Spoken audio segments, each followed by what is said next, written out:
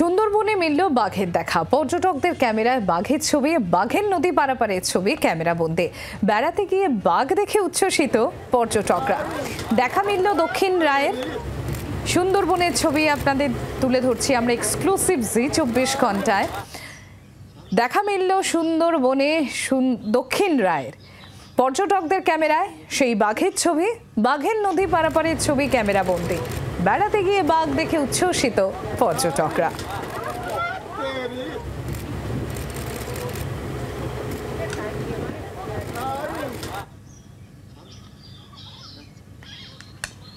দেখতে পাচ্ছেন সেই ছবি আপনারা এক্সক্লুসিভ জি 24 ঘন্টায়।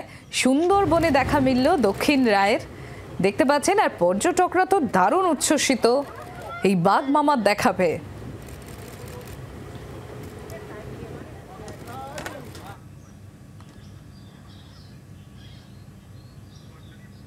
নদীর সাঁতরে জঙ্গলে ঢুকে গেল বাঘ, আর এই বাঘের দেখা পেয়ে দারুণ খুশি পর্যটকরা। আমাদের প্রতিনিধি প্রসেনজিৎ সর্দার রয়েছেন আমাদের সঙ্গে। প্রসেনজিৎ, গতকাল ছিল বড়দিন, আর অন্যান্য ডেস্টিনেশনের মধ্যে সুন্দরবনও বাঙালির একটা অত্যন্ত প্রিয় ডেস্টিনেশন। আর সেখানে ঘুরতে গিয়ে বড়দিনের ছুটির মধ্যে মজা ডাবল হয়ে যায় যদি দক্ষিণ রায়ের দেখা মেলে।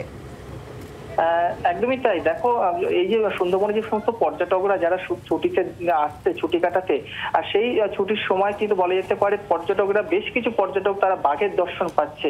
আবারও তারা এই বাঘের দর্শন পেল এবং সুন্দরবনের কুড়েখালী নদীতে এই বাঘ মামাকে দেখতে পায়। তার সাঁতার কেটে এক জঙ্গল থেকে অন্য জঙ্গলে চলে যাচ্ছে এবং সেই দেখার সাথে সাথে কিন্তু পর্যটকরা তারা যেমন আনন্দিত ছিলেন, পাশাপাশি তার নিজের মোবাইলে কিন্তু তৎক্ষণাৎ সেই ক্যামেরা বন্দি কিন্তু করে বাঘ মামা।